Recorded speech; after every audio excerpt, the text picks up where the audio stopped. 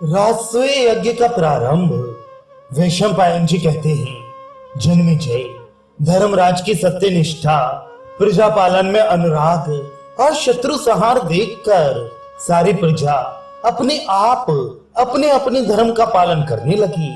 शास्त्र के अनुसार कर की वसूली और धर्म पूर्वक शासन करने से समय पर मनचाही वर्षा होने लगी। राष्ट्र सुख समृद्धि से भर गया। राजा के पुण्य प्रभाव से खेती बाड़ी, व्यापार और गौ रक्षा ठीक ठाक होने लगी। प्रजा में परस्पर की धोखेबाजी, चोरी और लूट का नाम भी नहीं था। राज कर्मचारी झूठ नहीं बोलते थे। धर्मराज के धर्माचरण से अतिवृष्टि, अनावृष्टि, रोग, अग्नि आदि का भय न रहा। लोग उनके पास भेंट देने या प्रिय कार्य करने के लिए ही आते, युद्ध आदि के लिए नहीं। धर्मानुकूल धन की आमदनी से कोष भरा पूरा एवं अक्षय हो रहा था। जब धर्मराज ने देखा कि मेरे अन्न, वस्त्र, रत्न आदि के भंडार सर्वथा पूर्ण हैं, तब उन्होंने यज्ञ करने का संकल्प किया। मित्रों ने उनसे अलग अलग और इकट्ठे होकर भी आग्रह किया कि यही यज्ञ करने का शुभ समय है। अब शीघ्र ही यज्ञ आरंभ कर देना चाहिए। जिन दिनों लोगों का आग्रह सीमा पर पहुंच गया था, उन्हीं दिनों भगवान श्री कृष्ण स्वयं ही वहां पधार गए। जन्मेजय भगवान श्री कृष्ण स्वयं ही नारायण हैं, वे ही वेद स्वरूप हैं और बड़े बड़े ज्ञानियों के ध्यान में आने वाले हैं। जड़ चेतन में जगत में वे सबसे श्रेष्ठ एवं विश्व ब्रह्मांड के उद्गम स्थान तथा प्रलय स्थान हैं।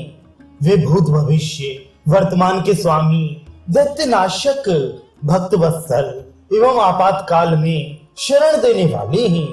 भगवान श्री कृष्ण अपने भक्त युधिष्ठिर पर कृपा करने के लिए असंख्य धन, अक्षय रत्न राशि और महान सेना लेकर रथ की ध्वनि से दिग्दिगंत को मुखरित करते हुए इंद्रप्रस्थ में आ पहुंचे। सबने उनकी अगवानी करके उनका यथोचित सत्कार किया। धर्मराज युधिष्ठिर अपने भाई पुरोहित धौम्य और श्री कृष्ण द्वैपायन आदि ऋषियों के साथ उनके पास गए तथा विश्राम, कुशल प्रश्न आदि के अनंतर उनसे बोले, भैया श्री कृष्ण, ये सारा भूमंडल आपके कृपा प्रसाद से ही हमारे अधीन हुआ है। बहुत सी धन संपत्ति भी हमें प्राप्त हुई है। ये सब आपके लिए ही है। अब मैं चाहता हूँ कि इसके द्वारा विधि पूर्वक हवन और ब्राह्मण भोजन संपन्न हो। अब आप मेरे अभिलाषित राष्ट्रीय यज्ञ के लिए मुझे अनुमति दीजिए। गोविंद, अब आप यज्ञ की दीक्षा ग्रहण कीजिए। आपके यज्ञ से मैं निष्पाप हो जाऊंगा, अथवा मुझे ही यज्ञ दीक्षा लेने की अनुमति दीजिए। आपकी इच्छा के अनुसार ही सारा कार्य संपन्न होगा। भगवान श्री कृष्ण ने युधिष्ठिर के गुणों का वर्णन करते हुए कहा, महाराज, आप सम्राट हैं, आपको ही ये महायज्ञ करना चाहिए। अब आप इस यज्ञ की दीक्षा लीजिए। युधिष्ठिर ने विनय पूर्वक कहा, ऋषिकेश, आप मेरी इच्छा के अनुसार स्वयं ही आ गए हैं। इतने से ही मेरा संकल्प सिद्ध हो गया।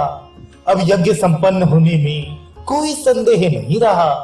अब धर्मराज युधिष्ठिर ने सहदेव और मंत्रियों को आज्ञा दी कि ब्राह्मणों के एवं पुरोहित धौम्य के आज्ञानुसार यज्ञ की सारी सामग्री शीघ्र ही मंगवाई जाए। अभी धर्मराज युधिष्ठिर की बात पूरी भी नहीं हो पाई थी कि सहदेव ने नम्रता से निवेदन किया, प्रभु, आपकी आज्ञा से पहले ही ये काम हो चुका है। इसी समय महर्षि श्री कृष्ण द्वैपायन तेजस्वी, तपस्वी और वेदज्ञ ब्राह्मणों को ले आए। वे स्वयं यज्ञ के ब्रह्मा बने और सुसामा सामदेव के उद्गाता, ब्रह्मज्ञानी याज्ञवल्क्य के अर्धवयु हुए। पैल और धौम्य होता। इन ऋषियों के वेद वेदांग पारदर्शी शिष्य एवं पुत्र सदस्य हुए। स्वस्ति वाचन के अनंतर यज्ञ की शास्त्रोक्त विधि के संबंध में परस्पर विचार करके विशाल यज्ञशाला का पूजन किया गया। शिल्पकारों ने आज्ञा के अनुसार देव मंदिरों के समान बहुत से सुगंधित भवनों का निर्माण किया। अब धर्मराज ने सहदेव को यह आज्ञा दी कि निमंत्रण देने के लिए दूत भेजो। सहदेव ने दूतों को भेजते समय कह दिया कि देश के समस्त ब्राह्मण एवं क्षत्रियों को निमंत्रण ले आओ तथा वैश्य और सम्मानीय शूद्रों को साथ ही ले आओ। दूतों ने वैसा ही किया। जन्मेजय ब्राह्मणों ने ठीक समय पर धर्मराज को राष्ट्रीय यज्ञ की दीक्षा दी। उन्होंने सहस्त्रों ब्राह्मण, भाई, सगे संबंधी, सखा सहचर, समागत क्षत्रिय और मंत्रियों के साथ मूर्तिमान धर्म के समान यज्ञशाला में प्रवेश किया। चारों ओर से शास्त्र पारंगत, वेद वेदांत में निपुण झुंड के झुंड ब्राह्मण आने लगे। उनके निवास के लिए हजारों कारीगरों के द्वारा अलग अलग ऐसे स्थान बनवाए गए थे जो अन्न, जल, वस्त्र आदि से परिपूर्ण एवं सब ऋतुओं के योग्य सुखकर सामग्री से परिपूर्ण थे। उन निवास स्थानों में ब्राह्मण कथा वार्ता एवं भोजन आदि प्रसन्न चित्त से करते रहते थे। जब देखो वह यही कोलाहल हो रहा है, दीजिए दीजिए, लीजिए लीजिए। धर्मराज युधिष्ठिर ने भीष्म, धृतराष्ट्र आदि को बुलाने के लिए नकुल को हस्तिनापुर भेजा। उन्होंने वहां जाकर सबको सत्कार पूर्वक विनय के साथ निमंत्रण दिया और वे लोग बड़ी प्रसन्नता से निमंत्रण स्वीकार करके ब्राह्मणों के साथ वहां आए।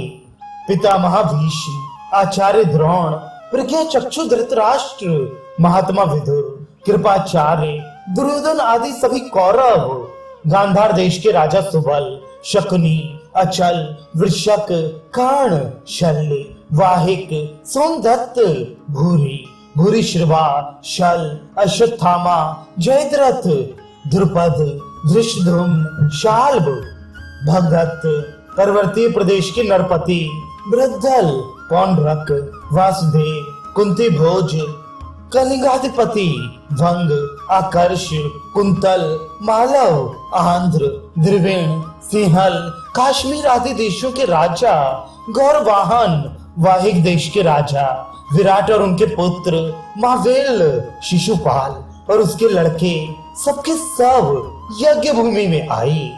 यज्ञ में समागत राजा और राजकुमारों की गणना कठिन है। सभी बहुमूल्य भेंट ले लेकर आई थी। बलराम, अनिरुद्ध, कंक, सारण, गद, प्रद्युम्न, सांब, चारुदेशन, उन्मुख आदि समस्त यादव महारथी भी आए। धर्मराज की आज्ञा से सभी समागत राजाओं को सत्कार पूर्वक अलग अलग स्थानों में ठहराया गया। उनके लिए जो स्थान बनवाए गए थे उनमें खाने पीने की सारी सामग्री, बावलिया और हरे भरे नयन मनोहर वृक्ष थे। स्वागत सत्कार के बाद सब लोग अपने अपने निवास स्थानों में ठहर गए। धर्मराज युधिष्ठिर ने भीष्म पितामह और गुरु द्रोणाचार्य के चरणों में प्रणाम करके प्रार्थना की, आप लोग इस यज्ञ में मेरी सहायता कीजिए। इस विशाल धनागार को अपना ही समझिए और इस प्रकार कार्य कीजिए जिससे मेरा मनोरथ सफल हो। यज्ञ दीक्षित धर्मराज ने उन लोगों की सम्मति से सबको एक एक कार्य सौंप दिया। दुशासन भोजन संबंधी पदार्थों की देखभाल में, अश्वत्थामा ब्राह्मणों की सेवा शुश्रूषा में और संजय राजाओं के स्वागत सत्कार में नियुक्त किए गए। भीष्म पितामह, द्रोणाचार्य सभी कार्यों और कर्मचारियों का निरीक्षण करने लगे। कृपाचार्य सोने चांदी और रत्नों की देखभाल तथा दक्षिणा देने के कार्य पर नियुक्त हुए।